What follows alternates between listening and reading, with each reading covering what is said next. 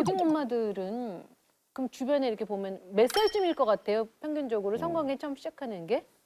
15에서 17이 처음 경험을 하는 딱 시기가 아닐까. 중학교 2학년에서 고등학교 1학년. 네. 와, 네. 좀 빠르긴 하다. 중1, 중2 때 중1, 중2? 왜냐면 그 초등학교에서 이제 중학교를 넘어갈 때 타지 이제 남학생들 막 호감이 엄청 갈 때잖아요. 성숙도 막 하고 그래서 그때 이제 눈호강 하고 이제 그런 얘기도 많이 하지 않나.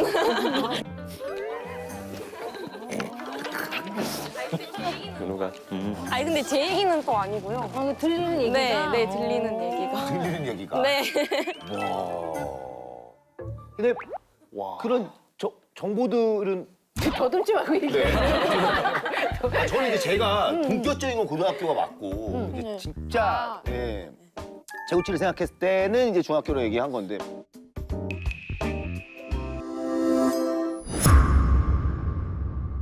우리 때는 이제 고3, 고3, 뭐 고3, 고2. 고3이 피크예요, 저희 아니 때는. 그래도 네. 좀 시대가 다르니까 고1 정도는 고1?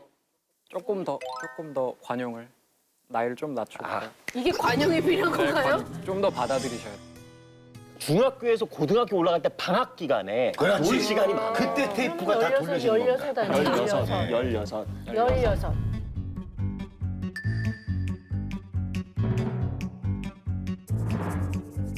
13.6세 정도? 13.6세 정도? 13.6세 정도? 아 진짜요? 친구들하는 말이 맞는 게 눈호강하는 그 시기처럼 초육에서 중1 올라갈 때 새로운 애들 만나고 SNS도 본격적으로 시작하면서 연결도 많이 되니까 그때 많이 하는 거예요. 이 13살은 너무 와닿질 않는다. 그리고 이게 평균이라는 게 더 놀라운 거죠. 왜냐면 평균은 그 밑에도 있고 그 위에도 있다라는 얘기인데 그렇잖아요? 저희 딸들 진짜 저희가 사실 이게 진행하면서 계속 더듬게 되는 게 뭔지 모르겠는데. 많이 놀랬어요.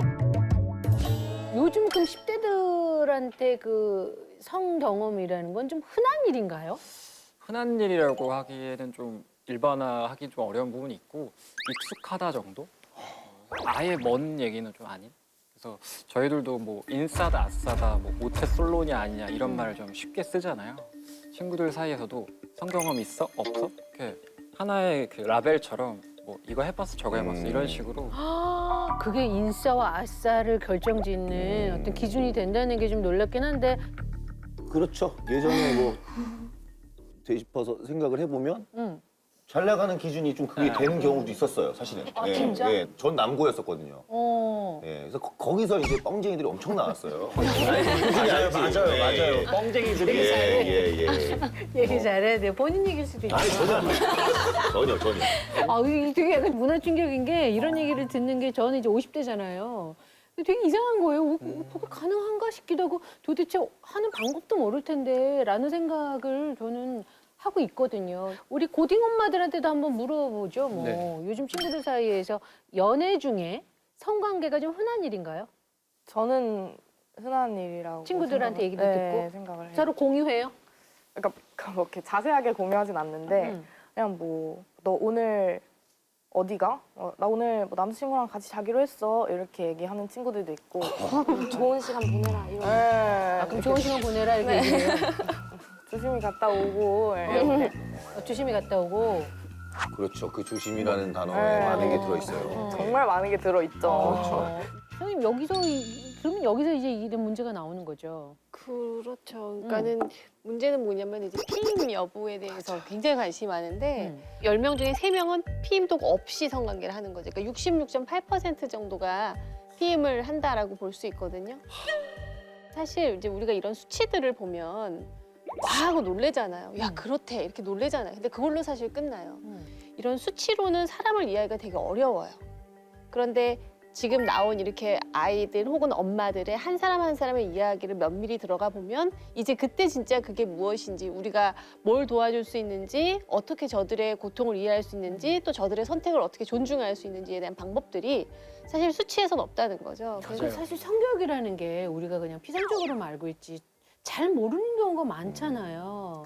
그래서 안다고는 했지만 그게 임신이 되는 경우가 많고 임신이 됐다면 사실 뭐 나이는 뭐 10대 후반이라고는 하지만 아직은 아이라고 봐도 되잖아요. 그렇죠? 그렇죠. 그러니까 우리가 발달 단계를 보면 사실 청소년이라는 말이 있잖아요. 이게 왜 청소년이냐면 청년과 소년의 중간 단계인 거예요. 그러니까 이 청소년기의 또 다른 특징은 내가 누구지, 내 꿈은 뭐고, 내가 뭐를 하고 싶지, 내 비전이나 꿈을 그려가야 되는 시기인데 덜컥 부모가 됐잖아요. 그러니까 이제 부모 역할도 또 해야 되잖아요. 그러니까 흔히 이제 여기에서 세상이 흔들리는 거고 굉장히 큰 변화인 거죠, 이거는. 근데 사실 뭐 우리 고딩 엄마들 이게 얼마나 그동안 마음고생을 많이 했을까 싶기도 한데 그러니까. 사실 이런 질문은 조금 어려워요. 제가 그래도 물어봐야 될 것 같아서 한번 여쭤볼게요. 아이를 혹시 지울 생각은 안 해봤나요? 저는 이제 제 딴에서는 제가 피임을 되게 열심히 했다고 생각을 했었어요. 콘돔도 썼었고 그때 제가 공연 준비 중이었어가지고 약도 먹었었고 되게 철저하게 나름 철저하게 했다고 생각을 했는데 그런데도 나한테 온 거면 굳이 온 이유가 있지 않을까 해서 이제 못 지우겠더라고요. 피임 약도 먹고 네. 콘돔도 써봤고 네. 또 근데 이렇게 보통 콘돔을 쓰는 경우에는 되게 이렇게 사정이 가까워지면 콘돔을 빼고 질외 사정을 하는 경우가 되게 많단 말이에요. 질외 사정을 하는 경우가 되게 많단 말이에요.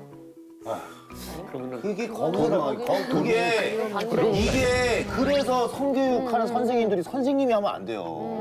우리 때는 담임 선생님이 했단 말이에요. 네네네. 얼굴 시뻘개져요. 선생님이 잘 못해요. 자기도 잘 모르거든. 전문가가 아니에요. 제가 딱 들었던 거 너무 충격적이었던 게 뭐냐면 콘돔 사용법에서 들었어요. 네. 아 이렇게 하는 거구나. 그리고 나서 뭐 벗기고 뭐 이렇게 하는 거구나만 알고 있었지. 사실 거기 이 전의 얘기가 가장 중요하더라고요. 그렇죠. 남자가 흥분을 했을 때 조그만한 방울 같은 경우 그게 이제 키포액이라는 거예요. 오, 잘 알고 근데 이게 뭐냐면 이 안에 꽁대들이 들어갔어요. 그러니까 보통 정자들의 진짜 한 100배, 1000배 센 정말 꽁대들이 들어가 있어서 선발대. 이 아이들한테 다 당하는 거거든요. 그리고 나서 이 방울 하나를 놓치고 그 다음에 피임 기구를 씌웠다 한들 아무 소용이 없는 거예요. 그 쿠퍼에게 임신이 될 수도 있는 거예요? 아주 소량이고 확률이 적지만 특공대라고 말씀하신 것처럼 활동성이 좋은 정자님들이 계세요. 제로가 그렇죠. 제로가 아니기 때문에 거기에 이제 모험을 걸면 안 되는 거죠. 네, 그럼요. 그건 저도 몰랐거든요. 그러니까 이 순서 같은 경우를 좀 알려주셨어야 되는데. 처음부터 껴라. 삽입 처음부터 껴라. 이 얘기를 잘 안 해주기 때문에. 아, 그러니까 이런 게 성교육이라는 게 이렇게 좀 디테일하게 나와야 되는데 우리는 사실 지금 이런 얘기 하는 것 자체가 쑥스러워서 방송에서 이런 얘기도 사실은 거의 못 꺼냈고 맞아요. 이게 되게 그런 의미에서 되게 좋은 그렇죠. 말씀들을 해주시는 것 같아요. 저도 뭐 이제 아이 3명이니까 얘기할 수 있는 겁니다. 아, 그래서 아이가 셋이군요.